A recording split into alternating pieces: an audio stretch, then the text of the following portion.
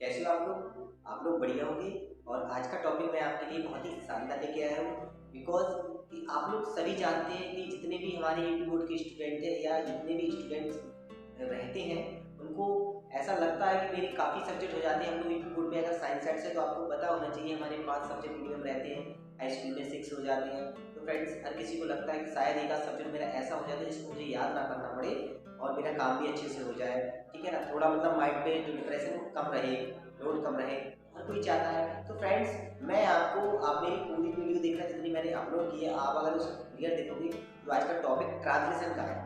अगर आप video clearly देखते हो तो ये कंफर्म है कि मैं आपको इंग्लिश में केवल रूल को समझने के ट्रिक्स बताऊंगा, उसको सभी को कन्वर्ट करके सभी को एक साथ मिलाकर आप अगर उसको यूज करोगे सेंटेंस में या ट्रांसलेशन अप्रोच पोएट्री सप्लीमेंट्री में, तो आपको कंफर्म है कि कभी भी इंग्लिश में एक शब्द भी याद नहीं करना पड़ेगा। आप ट्रांसलेशन से ही पूरी इंग्लिश की सॉल्यूशन कर सकते हो। चाहे वो ग्रामर, तो आपको पता है कि ग्रामर से ही आपका सब कुछ होगा, तो आपको ये ग्रामर बहुत जरूरी है सीखना। इसलिए आप वीडियो को पहले देखना, जो कि आज मैं ट्रांसलेशन बता रहा हूँ, जो भी मैं उसमें बताऊंगा सभी आपकी वीडियो में अवेलेबल है, पहले से मैं उस पर डाल चुका हूँ, वीडियो अपलोड कर चुका हूँ।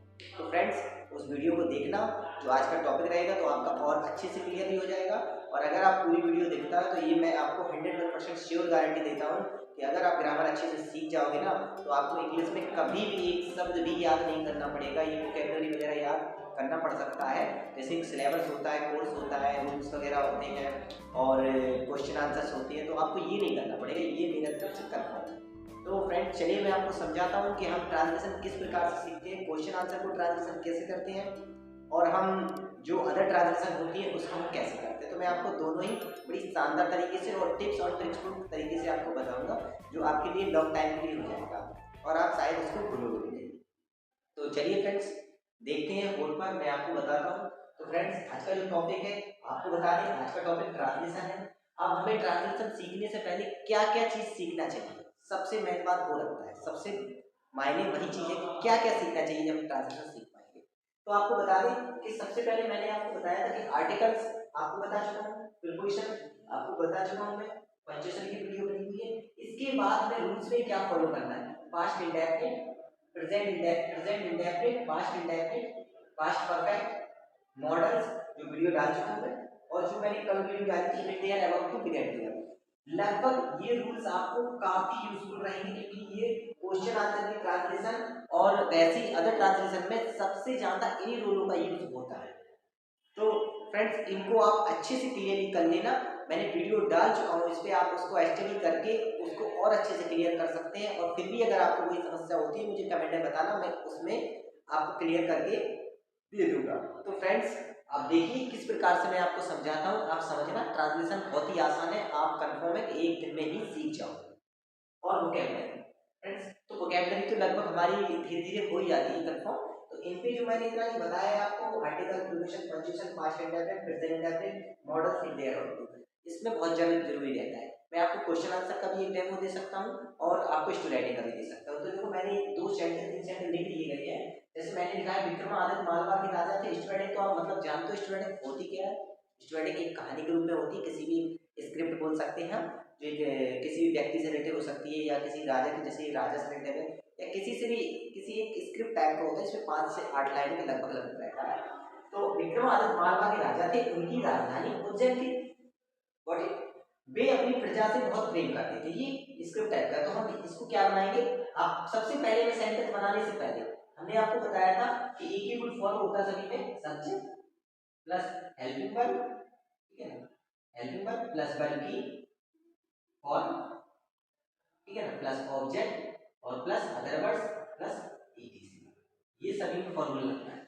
तो सबसे पहले स्टूडेंट में क्या करना है, सबसे मेन जो कारण होता है उसमें आपको क्या करना है, सबसे पहले रूल्स देखना है कि कौन सा है। अगर आपको समझ में आ जाता है, क्योंकि ये पास्ट इंडेफिनिट तो आ ही सकता, और सिंपल मैंने आपको बताया है कि सिंपल प्रेजेंट, सिंपल पास्ट और सिंपल फ्यूचर, ये तीनों भी काफी हद तक मायने रखते हैं। वैसे रखता तो बहुत कुछ है, लेकिन मैं आपको वहाँ वह चीज बता रहा हूँ जो आपको अधिकतर आती है, तो आपको वही देखना है ना जो अधिकतर आता है, ठीक है ना। वैसे तो हम लोग वो सभी सीखते हैं, लेकिन जो हमें वो चीज ज्यादा सीखना चाहिए और उस पर ज्यादा फोकस करना चाहिए जो हमारी स्टडी में अत्यधिक महत्वपूर्ण होती है। तो अब यहाँ बता दें आपको कि यहाँ पर एक सेंटेंस दिया गया है, सबसे पहले हम इसमें क्या करेंगे, सेंटेंस को पहचानेंगे, पहला काम। दूसरा पहचानेंगे सब्जेक्ट कहाँ पर है, कभी कभी स्टार्टिंग में रहता है, कभी कभी बीच में भी रहता है। तो ये दोनों चीज देखने के बाद सब्जेक्ट और डिटेल्स के बाद हम बनाना चालू करेंगे। तो सबसे पहले सब्जेक्ट हमने देखा है विक्रमादित्य, ठीक है ना, विक्रमादित्य, विक्रमादित्य, ठीक है ना। इसके बाद was, Vikramaditya was the king of Malwa, ठीक है ना। तो आपको बता दें ये लिखा है Vikramaditya was the king of Malwa. Vikramaditya थोड़ा बड़ा नाम है, ठीक है ना, तो आप देख सकते हैं Vikramaditya was the king of Malwa. अब इसमें आपको बता दें कि इसमें क्या काम है, देखो रूल्स में आपको बता दूं, ये सिंपल दिया गया है। इसके बाद स्टूडेंट में अधिकतर सिंपली में दी गई है, आर्टिकल यूज किया गया है, प्रीपोजिशन यूज किया गया है, ठीक है ना। तो आप देख सकते हैं कि जो मैंने पहले बताया था कि स्टूडेंट में आपको सभी क्रम से देखना चाहिए, क्योंकि कहीं ना कहीं ग्रामर का हर रूल्स आपके लिए मान्य हो सकता है, कहीं ना कहीं वो इम्पोर्टेंट हो सकता है हर चीज में। तो आपको लगभग लगभग सभी वीडियो क्लियरली देखना चाहिए। तो मैं यहाँ पर जो समझाने की कोशिश कर रहा हूँ, जो आई होप आपको समझ में भी आ गया होगा। और अगर कमेंट में बता देना, अगर किसी को कोई समस्या होती है तो मुझे कमेंट जरूर किया करो, मैं कमेंट में ही आपकी हर बात को क्लियर कर दूंगा। कोशिश करूंगा अपनी तरफ से कि आपको वैसे कोई डाउट ना रहे। तो फ्रेंड्स आप समझ गए होंगे Vikramaditya was the king of Malwa. इसके बाद उसकी राजधानी उज्जैन थी, ठीक है ना। तो आप देखो इसको डबल बना सकते हैं, हिज वॉज कैपिटल ऑफ, आप ऐसा भी कर सकते हो, ठीक है ना, उज्जैन वॉज हिज कैपिटल, वो भी सही आएगा। वरना आप ऐसा भी कर सकते हो, हिज कैपिटल वॉज उज्जैन, ठीक है ना, हिज कैपिटल वॉज उज्जैन,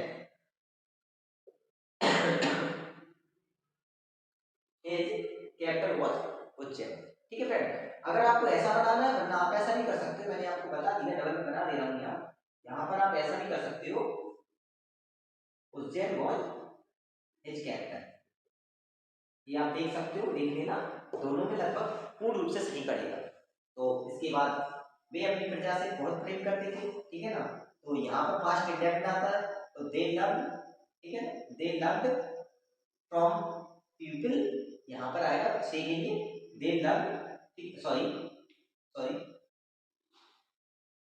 यहाँ पर ये तो आपने मैंने कह दिया उज्जैन वॉज कैपिटल, फिर आप यहाँ पर करोगे they loved his people very much, ठीक है ना, they loved his people very much.